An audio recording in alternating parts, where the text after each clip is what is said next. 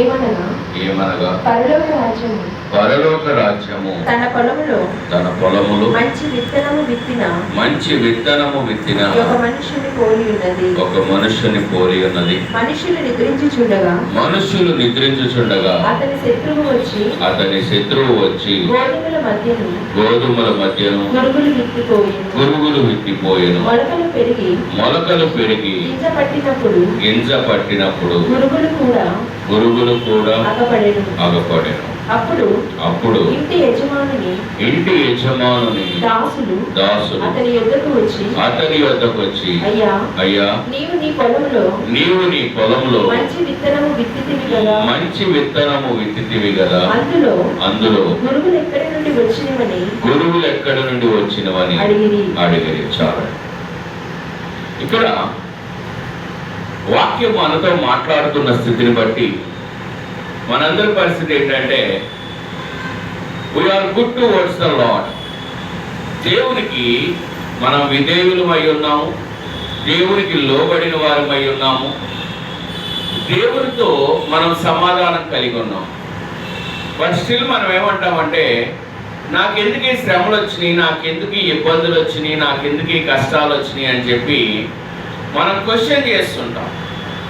మనం క్వశ్చన్ చేస్తున్నప్పుడు ఇక్కడ యేసయ్య ఈ వాక్యము ద్వారా ఒక ఉపమానం మనతో మాట్లాడుతున్నాడు. పరలోక రాజ్యము తన పొలములో మంచి విత్తనము విత్తిన ఒక మనుష్యుని పోలి ఉన్నది. పరలోక రాజ్యము మనమేమనుకుంటామంటే, నేను ఇక్కడ మరణించి పైకి వెళ్ళాలి అని, పైన పరలోక రాజ్యం ఉంది అని మనం అనుకుంటాం. ప్రభా, పరలోక రాజ్యం పైన ఉంది, ఇక్కడ అన్ని ఏడుపులు పెడబొబ్బులు కష్టాలు కన్నీళ్లే కాబట్టి ఇక్కడ మరణించి నేను పైకి వెళ్ళాలి అని మనం అనుకుంటాం. కానీ ఇక్కడ యేసయ్య చెప్తున్న పరలోక రాజ్యం ఏంటంటే, తన పొలములో మంచి విత్తనము విత్తిన ఒక మనుష్యుని పోలి ఉంది అంట పరలోక రాజ్యం. అంటే దేవుడు నీతో ఏం మాట్లాడుతున్నాడంటే, నువ్వు విత్తిన విత్తనమును బట్టే నీ పరలోక రాజ్యము నీకు ఆధారపడి ఉంది. నువ్వు దానికోసం ఎక్కడికో పరిగెత్త అవసరం లేదు, దానికోసం ప్రవక్తల దగ్గరికి పరిగెత్త అవసరం లేదు, దానికోసం నువ్వేమేమో చేయవసరం లేదు. It is already planned and decided. అది ఎలాగా అంటే, అది నిన్ను బట్టే ఆధారపడి ఉన్నది ఆ పరలోక రాజ్యం. ఎలాగా? మంచి విత్తనము విత్తిన ఒక మనుష్యుని పోలి ఉన్నది. మనుష్యులు నిద్రించుచుండగా అతని శత్రువు వచ్చి గోధుమల మధ్యన పురుగులు విత్తిపోయెను. పరలోక రాజ్యము మంచి విత్తనమే. అది ఆ విత్తనము నేల మంచిదే, విత్తిన వ్యక్తి మంచివాడే, విత్తనం కూడా శ్రేష్టమైందే. కానీ ఇక్కడ జాగ్రత్తగా ఇంకొకటి గమనించినట్లయితే ఒక మాట చెప్పబడుతుంది. ఏ మాట అంటే, ఇంకొక శత్రువు వచ్చి నీవు నిద్రించుచుండగా అతని శత్రువు వచ్చి గోధుమల మధ్యన గురుగులు విత్తిపోయెను. అందుకే యేసయ్య ఎప్పుడో మాట అంటాడు, మీరు మేల్కొని ఉండండి, అపవాది ఎప్పుడు వచ్చినో మనకు తెలియదు. ఎందుకే దీనికి ఉపమానంగా మనకి కన్యకల ఉపమానం ఒకటి బైబిల్లో చెప్పబడింది. బుద్ధిగల కన్యలు, బుద్ధి లేని కన్యకలు. ఎప్పుడైతే ఆ బుద్ధిగల కన్యకలు ఆ నూనెతో సిద్ధపడి ఉన్నాయో, దేవుని ఎప్పుడైతే పరలోక రాజ్య ద్వారములు తెరవబడి ఉన్నాయో, ఆ తెరవబడిన వెంటనే వారు అతనితో లోపలికి ప్రవేశించారంట. అంటే ఎప్పుడు వస్తాయో తెలీదు. అపవాది ఎప్పుడు చీకట్లో శత్రువు అనే వస్తాడు నీ మీద దాడి చేయడానికి. నువ్వు సిద్ధపడి ఉండాలి. చీకటిలో ఎప్పుడు వస్తాడో తెలీదు, ఎప్పుడు దాడి చేస్తాడో తెలీదు. అందుకే ఇక్కడ నేను చెప్తున్న ఉపమానం ఏంటంట, నువ్వు మెలకువగా ఉండాలి. అంటే ఈ గురుగులు విత్తడానికి అవకాశం ఎవరిచ్చారంట? వాళ్ళు నిద్రపోయారంట. అరే, పొలం నాదే, విత్తనము నాదే, అన్ని శ్రేష్టమైనవి ఉన్నాయి కదా అని చెప్పి వారు నిద్రపోతున్న సమయములో, అంటే ఇక్కడ నేను గమనించవలసింది, నన్ను నిద్ర మానుకోమని దేవుడైతే చెప్పట్లేదు, కానీ మెలకువగా ఉండమంటున్నాడు. హల్లెలూయా. అంటే ఏ అపవాది ఎప్పుడు నా మీద దాడి చేస్తాదో తెలియదు గనక మెలకువగా ఉండమంటున్నాడు. ఎప్పుడైతే నేను సిద్ధపడి ఉన్నానో, నేను మెలకువగా ఉన్నానో, దేవుడు నాకు కావాల్సినవి నాకు సిద్ధపరిచి ఉంచుతాడు. ఎందుకంటే అపవాది ఎప్పుడు తన క్రియలు, ఆ శత్రువు ఎప్పుడు గురుగులు విత్తుతూనే ఉంటుంది. మొలకలు పెరిగి గింజ పట్టినప్పుడు గురుగులు కూడా అగుపడెను. ఈ గురుగులు ఎప్పుడు కనబడ్డాయంట ఈ రైతుకి? అవి పెరిగిన తర్వాత కనబడ్డాయంట. మనం ఏమంటామంటే కలుపు మొక్కలు వచ్చినాయి. మనం పెట్టిన విత్తనాలతో పాటు ఏమొచ్చినాయి అంట? కలుపు మొక్కలు కూడా వచ్చినాయి అంట. అందుకే కలుపు తీయటం అని మనం వాడతాం. అంటే నా పంటలో నేను విత్తనవి అవి వచ్చి నా పంట నాశనం చేసే. ఇక్కడ చూడండి 27వ వచనము. అప్పుడు ఇంటి యజమానుని దాసులు అతని యొద్దకు వచ్చి, అయ్యా, నీవు నీ పొలములో మంచి విత్తనము విత్తితివి కదా, అందులో గురుగులు ఎక్కడ నుండి వచ్చినవని అడిగిరి. ఇక్కడ ఏమంటున్నాడంట? నువ్వు విత్తింది మంచిదే, పొలం మంచిదే, గురుగులు ఎక్కడి నుంచి వచ్చినాయి అంటే చూడండి, అపవాది నీ మీద ఎలాగైనా దాడి చేయొచ్చు, ఎటువంటి స్థితిలో అయినా దాడి చేయొచ్చు, నీ మీదకి ఎలాగైనా రావచ్చు. ఎటు వస్తాడో తెలియదు. కాబట్టి బుద్ధిగల కన్యకల రూపంలో నువ్వు మెలకువగా సిద్ధపడి ఉండవలసిన అవసరత ఉంది. అలాగే చూడండి 28వ వచనము. ఇది శత్రువు చేసిన పని అని అతడు వారితో చెప్పగా, ఆ దాసులు, మేము వెళ్ళి వాటిని పెరిగి కూర్చుట నీకు ఇష్టమా అని అతను అడిగి, అందుకతడు, వద్దు, గురుగులను పెరుగుచుండగా వాటితో కూడా ఒకవేళ గోధుమలను పెళ్ళగింతుడు. కోతకాలము వరకు వెంటనే కలిసి ఎదురుండేది.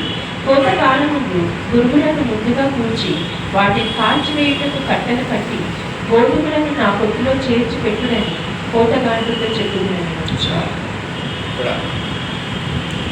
ఈ మాట మనమైతే కలుపు చేస్తున్నాం, కానీ దేవుడు దానికి ఒప్పుకోవట్లేదు.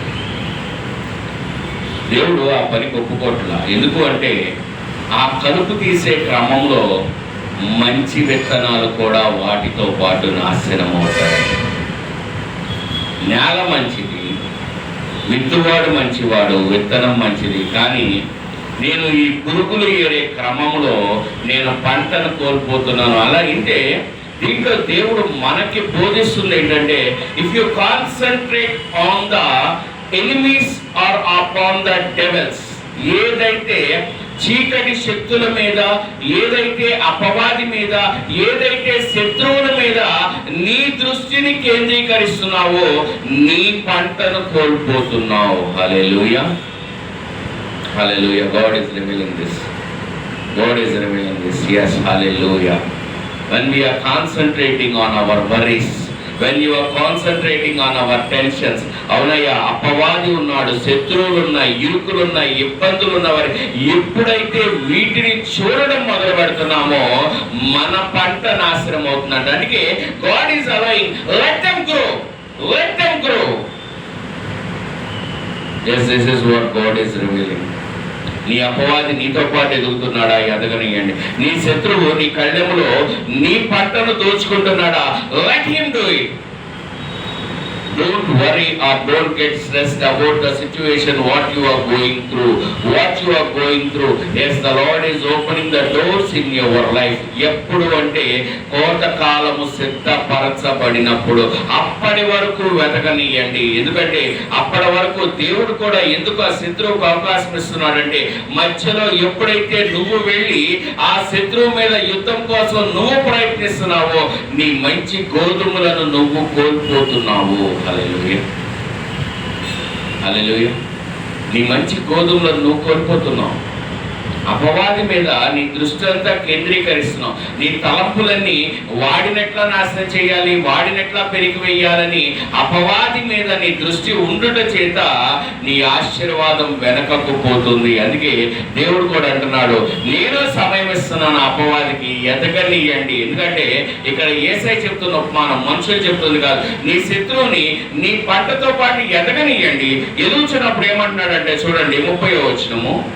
కోతకాలము వరకు కోతకాలము వరకు రెంటినీ కలిసి ఎదగనీయుడు. రెంటిని కలిసి ఎదగనియండి. అంటే నీ శత్రువు నీతో పాటు ఉన్నప్పుడు నీ శత్రువుని కూడా ఎదగనియండి. Let him grow.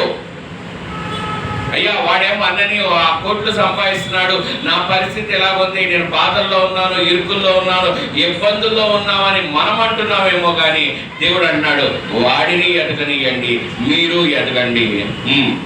కోతకాలం వరకు రెంటిని కలిసి ఎదగనీయుడి.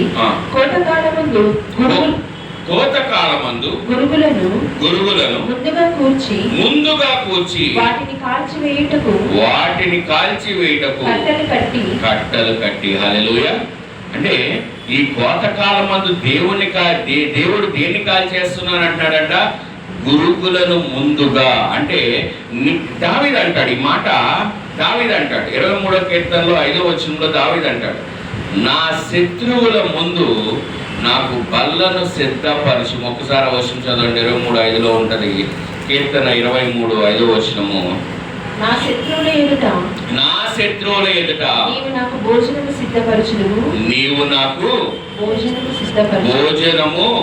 సిద్ధపరచుదువు. చదవండి. నూనెతో నా తల అంటి ఉన్నావు, నా గిన్నె నిండి పొర్లుచున్నది. ఇక్కడ ఈ వచనము కొంచెం జాగ్రత్తగా మనం గమనించగలిగినట్లయితే ఇక్కడ ఒక మాట దేవుడు మనతో మాట్లాడుతున్నాడు ఇవాళ. నా శత్రువు ఎదుట. ఇక్కడ గురుగుల ముందు కట్టి కడుతున్నాడా, గోధుమల ముందు కట్టి కడుతున్నాడా? గురుగులనే ముందు కట్టి కడుతున్నాడు, వాటినే ముందు కట్ట కడుతున్నాడు. అంటే ఆ కట్టను కట్టి నీ ముందు కూర్చోబెడుతూ ఏమంటున్నాడంటే దావీదు వాడిన మాట, నా శత్రువుల ముందు నాకు భోజనము సిద్ధపరిచి నా తలను నూనెతో అభిషేకించి నా గిన్నె నిండి పొంగి పొర్లుచున్నది. ఆమె చూడండి, 2 వాక్యాలకి తేడా ఏమన్నుందా? This is what the anointing. నువ్వు అభిషిక్తుడు అయితే నీ పంటను కొంచెం కూడా కోల్పోనియడం దేవునికి ఇష్టం లేదు. అందుకే ఇక్కడ దావీదు అడుగుతున్నాడు, నా శత్రువు నా ముందు ఉండాలన్నప్పుడు యేసయ్య కూడా అదే మాట చెప్తున్నాడు, నీ ముందు ఆ గురుగులను కడుతున్నాను. You need the patience. ఎప్పటి వరకు అంటే ఆ గింజ తయారయ్యేంత వరకు. ఎవరి గింజ? నీ పంట, నీ పొలంలో ఉన్న పంట గింజ తయారయ్యేంత వరకు నువ్వు వేచి ఉండాల్సిందే. నీ శత్రువు నీతో పాటు ఎదుగుతుంటాడు, నిన్ను ఇబ్బంది పెట్టేవాడు నీతో పాటు ఎదుగుతుంటాడు, నిన్ను కలవరపరిచేవాడు నీతో పాటు ఎదుగుతుంటాడు. But you need to wait. అక్కడ దేవుడు చెప్తున్నాడు, ఐ విల్ అనాయింట్ యు. నేను నిన్ను అభిషేకించి నీ గిన్నె నిండి పొంగి పొర్లులాగున. ఇక్కడ అదే మాట 30వ వచనంలో ఏమని చెప్పబడుతుంది? గోధుమలను నా కొట్టులో చేర్చి పెట్టుడని కోతగాండ్రతో చెప్పుదునను. గురుగుల్ని ఏం చేస్తున్నాడంట? పెరిగి కట్టగట్టి పక్కన పడేస్తున్నాడు. కానీ ఎవరైతే నిరీక్షణతో మంచి పొలంలో మంచి విత్తనములు విత్తి ఉన్నారో వారిని ఎవరి దగ్గరికి చేర్చుకుంటున్నాడంట? తన యొద్దకు చేర్చుకుంటున్నాడంట. హల్లెలూయా. దయచేసి గమనించండి, శత్రువు నీతో పాటే ఉన్నాడు, నువ్వు నీతో పాటే ఉన్నావు. But God is changing hour destiny. God is changing our destination. ఈ ఓపిక, ఈ ఓర్పు, ఈ సహనము God expecting us from us. మన నుంచి దేవుడు దాన్ని వెతుకుచున్నాడు, ఎదురు చూస్తున్నాడు. ఎందుకంటే పరలోక రాజ్యం ఎక్కడుందంటే విత్తనము విత్తిన మనుష్యుని పోలి ఉంది. విత్తనము విత్తిన మనుష్యుని పోలి ఉంది. ఈ పోలి ఉన్న విత్తనము సిద్ధముగా ఉంది. కానీ అలాగని నేను గురుగులు, నా శత్రువులు ఉన్నారు, నా శత్రువుల్ని నేను పెరుగు వేయాలన్న కాన్సన్ట్రేషన్ ఏం చేస్తున్నావు? నీ మంచి విత్తనము నాశనం అవ్వకూడదని దేవుడు ఏం చేస్తున్నాడంట? దానిని కాల్చివేస్తున్నాడంట. అలాగే దాని ఉపమానము 37వ వచనం చూడండి. 36 మంచి విత్తనము విత్తువాడు 36 అప్పుడు ఆయన జనసమూహములను పంపివేసి ఇంటిలోనికి వెళ్ళగా ఆయన శిష్యులు ఆయన యొద్దకు వచ్చి పొలములోని గురుగులను గురించిన ఉపమాన భావము మాకు తెలియచెప్పుమనిది. అందుకు ఆయన ఇట్లనెను, మంచి విత్తనము విత్తువాడు మనిషి కుమారుడు, పొలము లోకము, మంచి విత్తనములు రాజ్య సంబంధులు, గురుగులు దుష్టుని సంబంధులు. వాటిని విత్తిన శత్రువు అపవాది, కోట యుగ సమాప్తి, కోట పోయేవారు దేవదూతలు. చాలా ఇక్కడ దేవుడు చూడండి ఎంత ఓపిక ఉపమానం చెప్తున్నారో. ప్రతి దానికి అర్థం చెప్తున్నాడు. ఏంటంట, పొలములోని గురుగులకు వచ్చిన ఉపమాన భావం మాకు తెలియచెప్పమనగా, మంచి విత్తనము విత్తువాడు మనుష్య కుమారుడు. మంచి విత్తనం విత్తువాడు ఎవరంట? మనుష్య కుమారుడు. పొలము లోకము.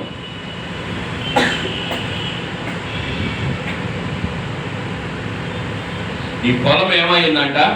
లోకమైందంట. ఈ లోకములో మంచి విత్తనములు రాజ్య సంబంధులు. ఇక్కడ దేవుడు విత్తనాలన్నీ విత్తుతున్నాడు. విత్తిన ప్రతి ఒక్కరిని ఎవరితో చెప్తున్నాడంట? రాజ్య సంబంధులు. అంటే నువ్వు క్రైస్తవుడివి అని చెప్పడం దేవునికి ఇష్టం లేదు. దేవుడికి నిన్ను ఏమని చెప్పుకోవడం ఇష్టమంట? రాజ్య సంబంధి. ఏ సంబంధి? పరలోక రాజ్య సంబంధి అని దేవుడికి చెప్పడం ఇష్టం. హల్లెలూయా. నిన్ను దేవుడు ఏమని చెప్పమంటున్నాడు? నేను క్రైస్తవుని కాదు, ఎవరిని? పరలోక రాజ్య సంబంధిని. ఇప్పుడు మనందరం చూస్తున్నాం, ఎవరి తాలూకా? ఎమ్మెల్యే గారి తాలూకా. బళ్ళు మీద కనపడుతున్నాం, ఎమ్మెల్యే గారి తాలూకా. దేవుడు బైబిల్లో ఈ ఎమ్మెల్యే గారి తాలూకాని ఇప్పుడు రాస్తున్నామేమో కానీ దేవుడు ఏమంటున్నాడు? మీరు పరలోక రాజ్య సంబంధులు. ఎందుకు? నేను విత్తుతున్నది మీలో, మీ చేత నేను విత్తిస్తున్నాను. రాజ్య సంబంధులు మీరు. అలాగే ఇంకోటి ఏంటంటే, గురుగులు దుష్టుని సంబంధులు. ఈ లోకములో, ఈ లోకం అనే పొలములో దుష్టుని సంబంధులు ఉన్నారు, రాజ్య సంబంధులు ఉన్నారు. దుష్టుని సంబంధులు ఉన్నారు, రాజ్య సంబంధులు ఉన్నారు. ఈ దుష్టుని సంబంధులు ఏమంటున్నారు? వారు ఎవరంట? గురుగులు. అంటే ఇవి లేకుండా లేవు,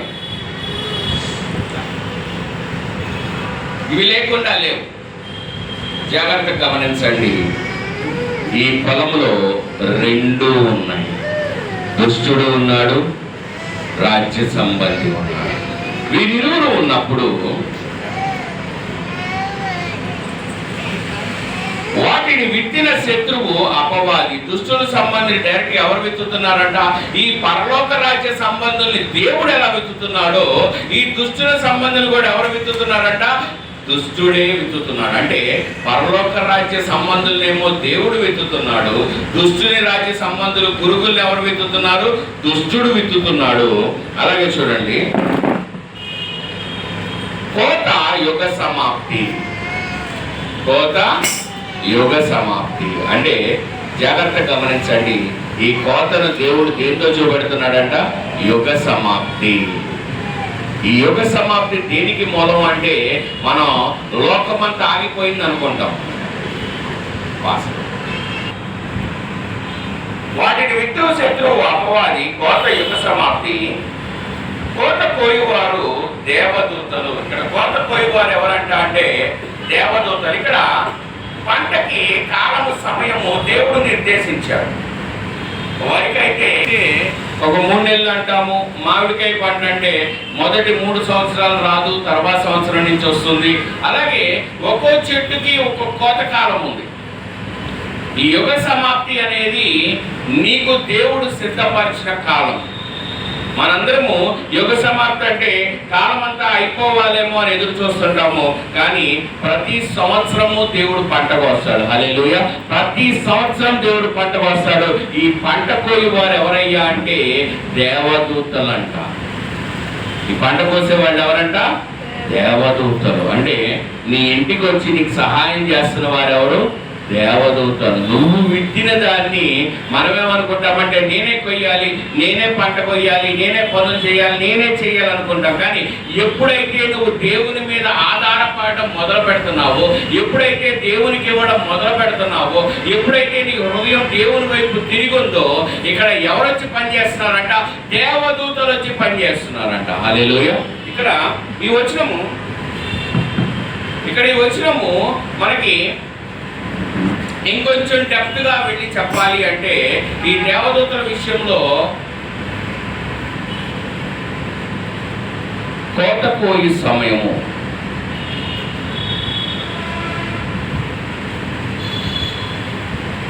యేసయ్య 40 రోజుల ఉపవాసం ఉన్న తర్వాత తిరిగి ఆయన బయటకు వచ్చిన తర్వాత అపవాది కొన్ని చెప్తాడు. ఇదిగో ఈ కొండకి దూకేస్తావా, లేదంటే ఈ లోకమంతా నీకు ఇచ్చేస్తున్నాను, లేదంటే ఈ రాళ్లను రొట్టెగా చేయన్న తర్వాత ఒక వచనం ఉంటుంది, అది చదవండి.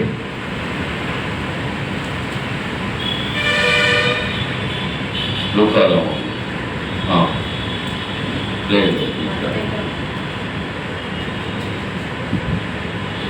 మత్తయి సువార్త 4వ అధ్యాయము 11వ వచనం చూడండి. మాథ్యూ 4:11. అంతటా అపవాది ఆయనను విడిచిపోగా ఇదిగో దేవదూతలు వచ్చి ఆయనకు పరిచర్య చేసిరి. ఎవరంట? దేవదూతలు వచ్చి ఆయనకి ఏం చేశారంట? పరిచర్య. ఇప్పుడు 40 రోజులు ఉపవాసం అయిపోయినప్పుడు అపవాది యేసయ్యను శోధించిన తర్వాత ఎవరొచ్చి పరిచారం చేశారు? దేవదూతలు. అంటే ఈ 40 రోజులు అయిన తర్వాత యేసయ్య కూడా తనతో పాటు శత్రువును కూడా మాట్లాడినిచ్చాడే, నేను దేవుని కుమారుని, నువ్వు నా ముందేంటి మాట్లాడేదల్లా. ప్రతిసారి తనతో కూడా మాట్లాడినిచ్చాడు. ఏమని మాట్లాడినిచ్చాడు? నీవు దేవుని కుమారుడు అయితే. 3వ వచనం చూస్తే ఆ శోధకుడు ఆయన యొద్దకు వచ్చి నీవు దేవుని కుమారుడు అయితే ఈ రాళ్ళు రొట్టెలగునట్లు ఆజ్ఞాపించుమనెను. 6వ వచనం చూడండి. నీవు దేవుని కుమారుడు అయితే కిందకి దుముకుము.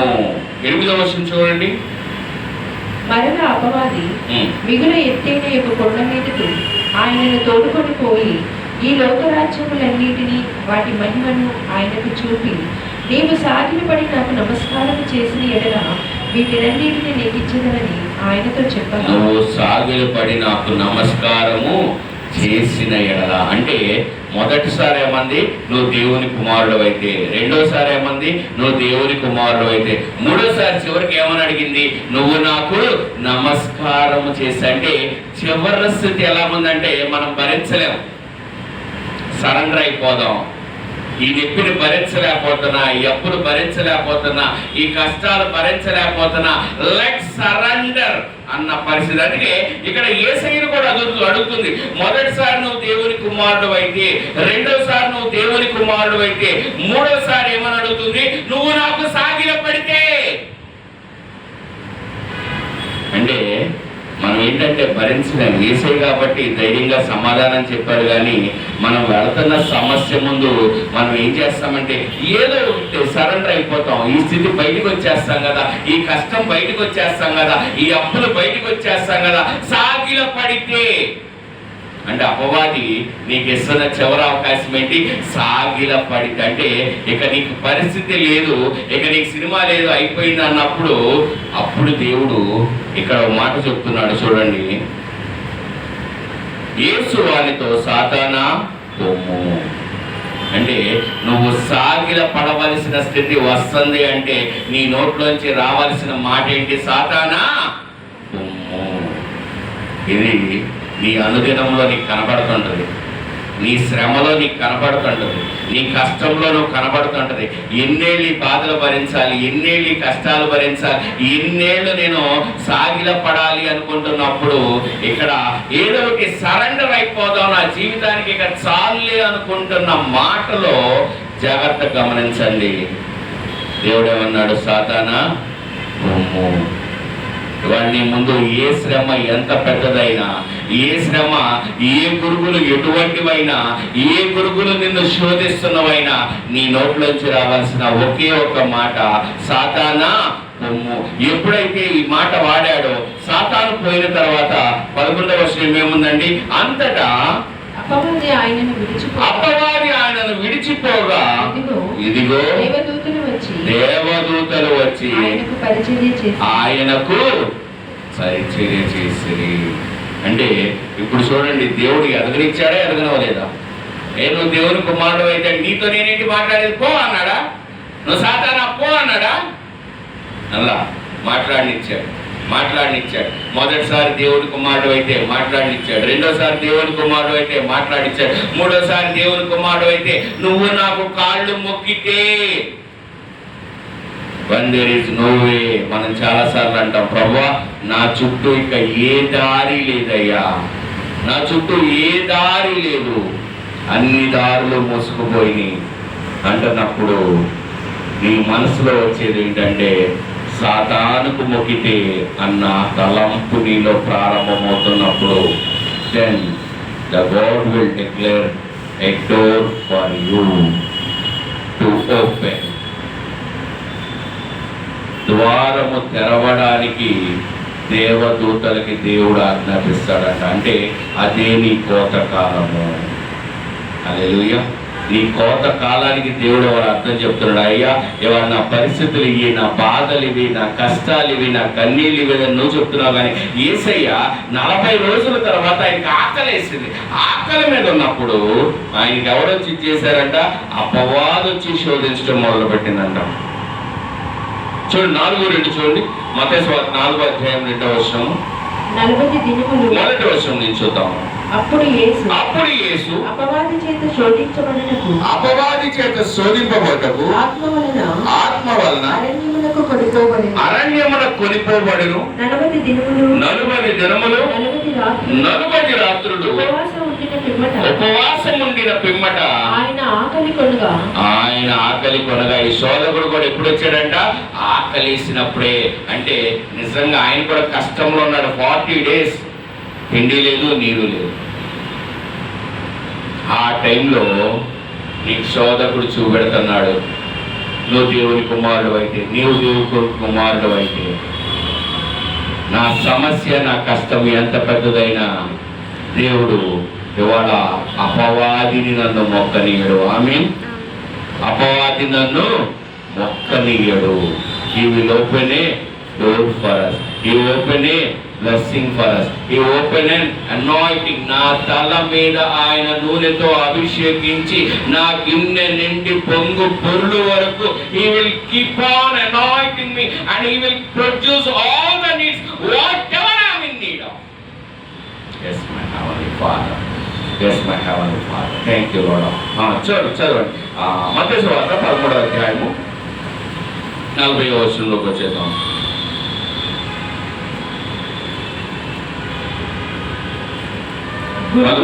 గురుగులు ఎలాగు కూర్చోబడి అగ్నిలో కాల్చివేయబడును. అలాగే యుగ సమాప్తి యందు జరుగును. మనుష్య కుమారుడు తన దూతలను పంపును. వారాయన రాజ్యములో నుండి ఆటంకములకు సకలమైన వాటిని దుర్నీతి పరులను సమకూర్చి అగ్నిగుండములో పడవేయును. సమస్తమును సమకూర్చి ఆయన ఎక్కడేస్తాడంట? అగ్నిగుండములో పడవేస్తాడంట. అంటే నా శత్రువు మనకేం కనపడుతుందంటే, నా శత్రువు నా ముందు ఎదగడం కనపడుతుంది. కానీ దేవుడికి ఏం కనపడుతుందంట? ఆ అపవాదిని అగ్నిగుండంలో పడవేయుట కనపడుతుందంట. హల్లెలూయా. ఎందుకంటే ఇక్కడ పేతురు కూడా ఓ మాట అంటాడు యేసయ్య, అయ్యా నన్ను వీరంతా కొట్టి అపవాదికి అప్పగిస్తున్నారు అన్నప్పుడు పేతురు కూడా ఓ మాట అంటాడు, అయ్యా నీకు ఇది దూరమగును గాక. ఏమంటాడు? నీకు ఇది దూరమగును గాక. ఈ మాట అన్నప్పుడు యేసయ్య నోట్లోంచి ఓ మాట వస్తుంది, సాతానా నా వెనుకకు పొమ్ము. ఎవరినన్నాడు? పేతురుని అన్నాడు. మరి పేతురులో సాతాను ఉందా? చూడండి 22వ వచనం 16వ అధ్యాయం, మత్తయి సువార్త 16వ అధ్యాయం 22వ వచనం చూడండి. 21 నుంచి చూద్దాము. మత్తయి సువార్త 16వ అధ్యాయం 21 నుంచి చూద్దాం. అప్పటి నుండి తాను యెరూషలేమునకు వెళ్ళి పెద్దల చేతను ప్రధాన యాజకుల చేతను శాస్త్రుల చేతను అనేక హింసలు పొంది చంపబడి మూడవ దినమున లేచుట అగత్యమని యేసు తన శిష్యులకు తెలియజేయ మొదలు పెట్టగా పేతురు ఆయన చెయ్యి పట్టుకుని ప్రభువా అది నీకు దూరమగును గాక, అది నీకెన్నడూను కలుగదని ఆయనను గద్దింపసాగాను. అయితే ఆయన పేతురు వైపు తిరిగి సాతానా నా వెనుకకు పొమ్ము, నీవు నాకు అభ్యంతర కారణమై ఉన్నావు. నీవు మనుష్యుల సంగతుల్ని తలంచుచున్నావు కానీ దేవుని సంగతులను తలంపకయున్నావని పేతురుతో చెప్పారు. ఇక్కడ పేతురులో నిజంగా సాతాను ఉందా అంటే, ఎవరన్నా నీకు కష్టం వస్తుందంటే వెంటనే ఏమంటారు? ఆ కష్టం నీకు రాకుండా ఉండాలండి అంటారు. ఎవరైనా కష్టం వస్తుందంటే వెంటనే వారి నోట్లోంచి వచ్చే మాట ఏంటి? ఆ కష్టము నీకు రాకుండా ఉండాలి. ఈ కష్టము నీకు రాకుండా ఉండాలని అదే మాట పేతురు అంటే, దేవుడు ఏమంటున్నాడు? సాతానా అంటున్నాడు. హల్లెలూయా. ఎవరన్నా నీకు మంచి జరగాలని కోరుకుంటే ఆ మంచి జరుగుతున్న సమయంలో దేవుడు ఏమంటున్నాడు? సాతానా అంటున్నాడు. ఎందుకు అన్నాడంటే, ఇక్కడ ఆ తర్వాత వచ్చి చెప్తున్నాడు, నీవు మనుష్యుల సంగతుల్నే తలంచున్నావు. మనుష్యుల సంగతులు ఏంటంట? నువ్వు పొలములో ఉన్న గురుగుల్ని నీతో పాటు తొలగించేయాలని పంట మధ్యలో నడుచుకుంటూ వెళ్ళిపోతావు. ఆ గురుగుల్ని పైకి పీకుతా ఉంటావు, కానీ ఆ గురుగుల పీకే క్రమంలో నీ పంట నాశనం అవుతుందన్న విషయాన్ని నువ్వు గ్రహించవు. అందుకే ఇక్కడ ఆయన చెప్తున్న మాట ఏంటంట, నీవు మనుషుల సంగతుల్నే తలంచుచున్నావు కానీ దేవుని సంగతులను తలంపకై ఉన్నావు. నేను మరణించవలసిందే, నేను మరణించి పునరుద్ధానము కావలసిందే. ఈ పునరుద్ధానము జరగకపోతే ఈ లోకములో ఎవరికి మనుగడ లేదు. రాజ్య సంబంధులను వారెవ్వరూ మిగులరు, అందరూ దుష్టుని సంబంధులే మిగులుతారు. అయ్యా మరి ఎంతకాలం పట్టిందంటే 3.5 సంవత్సరాలే. మన మామిడి చెట్టు విత్తనంగానే ఎన్ని సంవత్సరాలు పంట వస్తుంది? 3 సంవత్సరాలు దాటిన కాడి నుంచి పంట రావడం మొదలు పెట్టింది. అంటే యేసయ్య 3.5 సంవత్సరాల తర్వాత ఆయన మరణించి పునరుద్ధానుడై ఆ పునరుద్ధానం కలిగించాడు. ఇవాళ దేవుడు కూడా మనకు అదే చెప్తున్నాడు, నీ పంట సామర్థ్యము నేను నీకు ఇస్తున్నాను. ఆ పంట సామర్థ్యం నీ కష్టము ఎన్ని నెలలో గుర్తుంచుకో. నిజంగా గింజ నీ చేతికొచ్చే సమయమునకు I will destroy your enemy. చివరికి అది నిన్ను ఎక్కడదా తీసుకెళ్తాదంటే దాని మీద కాళ్ళ మీద పడి బయటకు వచ్చేస్తే బాధలు ఉండవు కదా. కమ్ అండ్ లెట్ సరెండర్ అనే స్థాయికి అది నిన్ను తీసుకెళ్తాడు. ఆ స్థాయిలో అప్పుడు దేవుడు అంటున్నాడు, stand with me and say సాతానా నా వెనుకకు పోము. చాలాసార్లు అనుకుంటున్నాం, ప్రభువా వై డోంట్ వి సరెండర్. దేవుడు అన్నాడు, wait for the God's time. That is the best time to wait for. ప్రభువా నేను భరించలేను. దేవుడు కూడా ఆకలితో ఉన్నాడు. 40 రోజులు తిండి లేవు, తిప్పలు లేవు, ఆకలితో ఉన్నాడు. సాతాను శోధిస్తుంది. అయినా కూడా ఆ సమయంలో ఆయన సాతాన్ని మాట్లాడనిచ్చాడు. చివరికి సాతాను కాళ్ళు పట్టుకో అనేదాకా తీసుకెళ్ళింది. At that time God finishes and the sacrifice whatever he gave, that is the end time. దేవుడు ఏమన్నాడు? ఇట్ ఈస్ ఫినిష్ అని చెప్పి ఆయన మెడవాల్చి మరణించెను. ఫినిష్, అయిపోయింది. ఆ అయిపోయిన స్థితి ప్రతి సంవత్సరము నీ జీవితంలో జరుగుతూనే ఉంటుంది. నాకు శ్రమ వచ్చిందా, బాధ వచ్చిందా, ఇరుకు వచ్చిందా, ఇబ్బందులు వచ్చినాయా, the lord is waiting for you. నువ్వు ఆయన మీద ఆధారపడి వెతుకుతున్నావా లేదా అని కూడా దేవుడు ఎదురు చూస్తున్నాడు. ఎప్పుడైతే నువ్వు ఆయన మీద ఆధారపడి నువ్వు ఆయనను వెంబడించడం మొదలు పెడుతున్నావో నీ ఆశీర్వాదాలు నిన్ను వెంబడించడం మొదలు పెడుతున్నాయి. Hallelujah. The Lord will flourish you, the Lord will bless you more and more then what you expected when you stand with him. when you stand with him అంటే ఇక్కడ యోహాను 15లో ఒక మాట ఉంటుంది.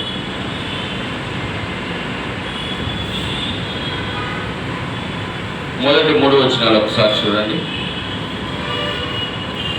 ఇంగ్లీష్ బైబిల్ అంటే it is good and best. యోహాను 15 7వ వచనం చూడండి. యోహాను 15:7. నా యందు మీరును మీ యందు నా మాటలను నిలిచి ఉండిన యెడల మీకేది ఇష్టమో అడుగుడి, అది మీకు అనుగ్రహించబడును. 4వ వచనం కూడా చూడండి. నా యందు నిలిచి ఉండుడి, మీ యందు నేనును నిలిచి ఉండును. ఇక్కడ దేవుడు ఏమన్నాడు? నువ్వు సాతానికి సమస్య వచ్చిందని, బాధ వచ్చిందని, ఇబ్బంది వచ్చిందని దాని పాదాలకు నమస్కరిస్తావా, లేదంటే నా యందు నిలబడతావా?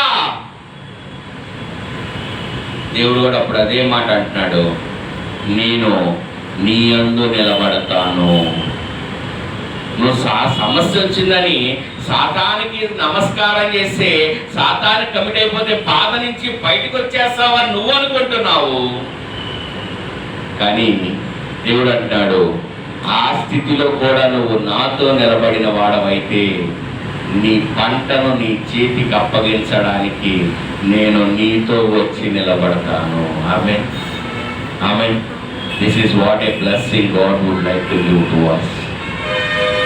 ఎంతకన్నా దీవెనకరమైన వాక్యం ఇంకేది లేదండి. ఇంతకన్నా దీవెనకరమైన వాగ్దానం ఇంకేది లేదు మనకి. The Lord is giving all what we expected. ఇదే కోతకాలము, ఈ సమయం అందే కోతకాలము, ఈ సమయం అందే ఆశీర్వాదకరమైన సమయము, ఈ సమయం అందే దేవుడు తన కృపను మనకు అనుగ్రహించు సమయము. హల్లెలూయా. అందరం లేచి నిలబడదాం.